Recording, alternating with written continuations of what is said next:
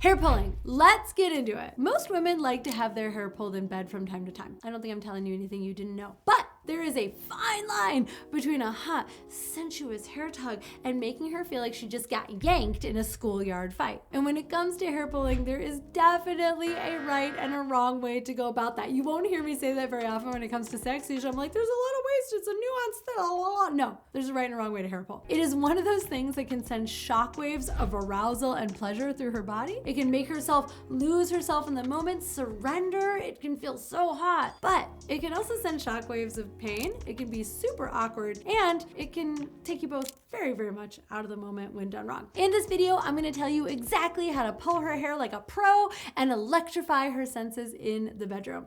But before we talk about the how, let's go over why hair pulling is so incredibly erotic for women, because understanding this is gonna help you get the tone right. The main reason that hair pulling is so sexually thrilling is that it creates a sense of dominance and submission. It is one of the most common and yet least threatening ways that women can experience this realm of kinkiness. It's a pretty low risk activity, say compared to like choking, which you should never do if you don't know exactly how to do it. It's very dangerous. Hair pulling, unless you yank her in a way that hurts her neck, pretty low on the overall risk factor scale. And compared to something like spanking, it's something that is like unique to just this environment. Most men can really get this skill and they can get it correct and they can do it right away and they can learn exactly when to utilize it. Whereas spanking, for example, it takes a long time to study how to do that just right. When you pull a woman's hair in bed, it gives her the impression that you are in complete control and she is being fully claimed by you. And there is something especially animalistic and primitive about it. But the reason that it's so hot is also the reason that it matters so much to get it right. Because when it comes to hair pulling or sexual dominance of any sort, there is a fine line between sexy and scary. Dominance is sexy when it's enacted on a foundation of safety, trust, and competence. With any kind of rougher play, she has to feel totally safe in your hands. Otherwise, it can be extremely scary. And when something is scary and causes us to feel unsafe, it also turns us off. Responsible sexual dominance is about control and responsiveness, not about aggression. This is what so many guys get wrong. The goal is to make her feel safe and excited, not startled or uncomfortable. In order to do this, you have to know exactly what you're doing. Because on camera, if you're just witnessing dominance, it may look like he's just being aggressive towards her. That's not at all the case. The second reason that women love it is because it feels good. There are a ton of nerve endings on your scalp, and pulling hair provides an intense physical sensation,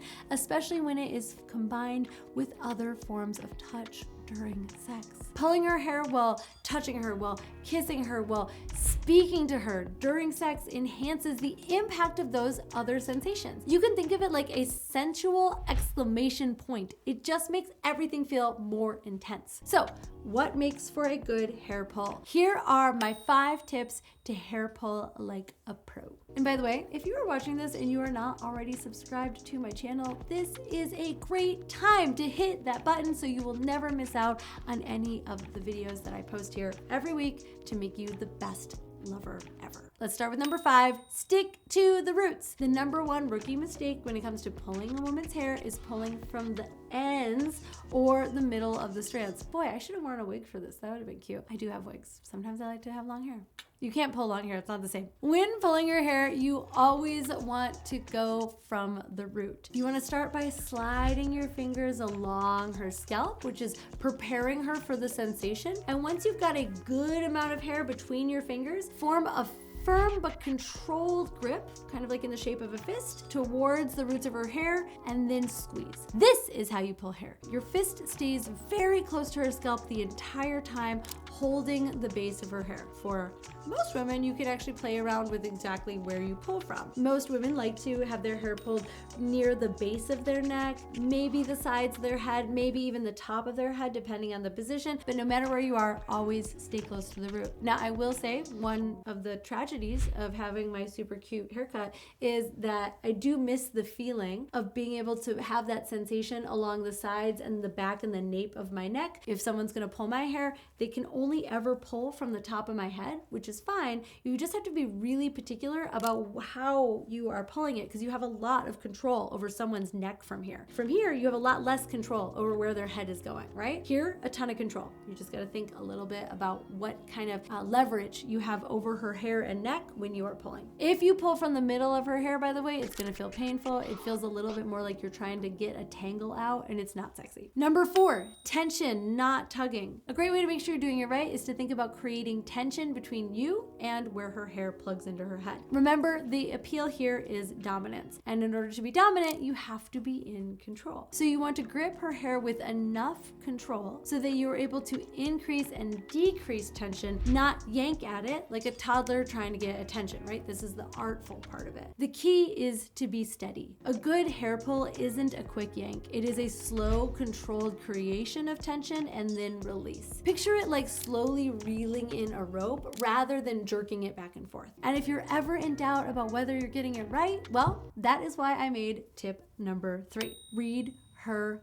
body language. When in doubt, just remember that she is constantly providing you with a wealth of nonverbal information at every step of the way. Is she gasping? Is she moaning? Is she leaning into it? If yes, that's a pretty good sign that you're doing it right. On the other hand, if you notice that she tenses up, she pulls away, she grimaces, it's time to check in and ease up. And of course, those physical cues are great, but nothing beats a verbal confirmation that she's into it. Especially if hair pulling is something that you're introducing newly into your sexual repertoire with her, it is important to check in and make sure that she is a big yes. Checking in verbally has you feel confident that you're on the same page, and it doesn't have to take either one of you out of the moment. It could be as simple, does that feel good? How can I make that feel better? Or do you like it when I do that to you? Any of these questions will give you information that you need to make sure that you're on the right track. My personal favorite is how can I make that feel even better? Because that's when she's going to say something like, be gentle on my neck, or move this way or that way, or less or more pressure. Which actually brings me very well to tip number 2, vary the intensity. Just like with any kind of touch, variation is key to keeping us engaged and figuring out what we really like. So start slow and soft and work your way up towards more intensity as things heat up.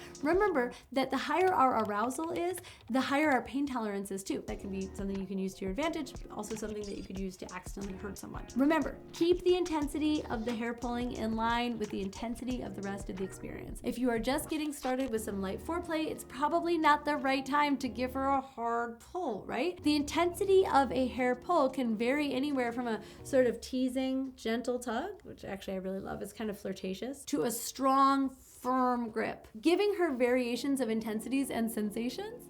Let's just fix the hair and then we'll talk. Giving her a variety of intentions and sensations keeps things interesting and makes her feel like you are in command and creating a whole narrative experience. Great sex is like great storytelling. It has variety and surprises the whole way through. Brings me to tip number 1, combine it with other sensations. This is very important. Like I mentioned earlier, you can think of a hair pull as an exclamation point to whatever other sensation she's feeling at that moment, and this is important. Hair pulling is best done with intention and in combination with something else. For example, you can pull her hair before sex even begins to create a sense of anticipation. Try pushing your body into hers as you run your hand up the back of her neck and give her hair a little gentle tug. Or pull her hair to tilt her head back as you gently kiss along her neck. Whisper something hot in her ear while you're at it. Hair pulling is most often thought of as something you do to take things over the edge in the heat of the moment when things are already intense. Absolutely, this is a very appropriate time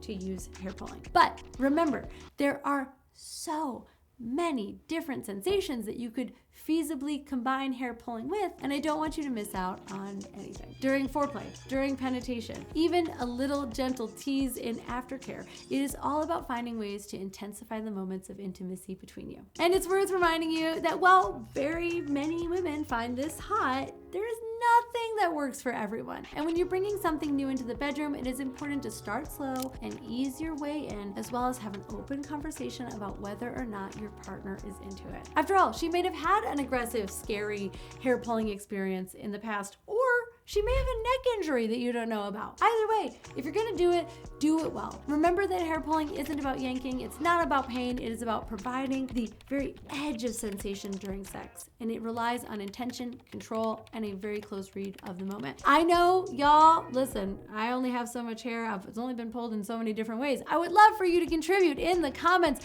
other things that you think about hair pulling, when you use it, how you do it, other pieces of advice that you have. Let's make that section blow up with hair pulling pro tips. Thank you for tuning in. I'm Caitlin B. I'll see you here later.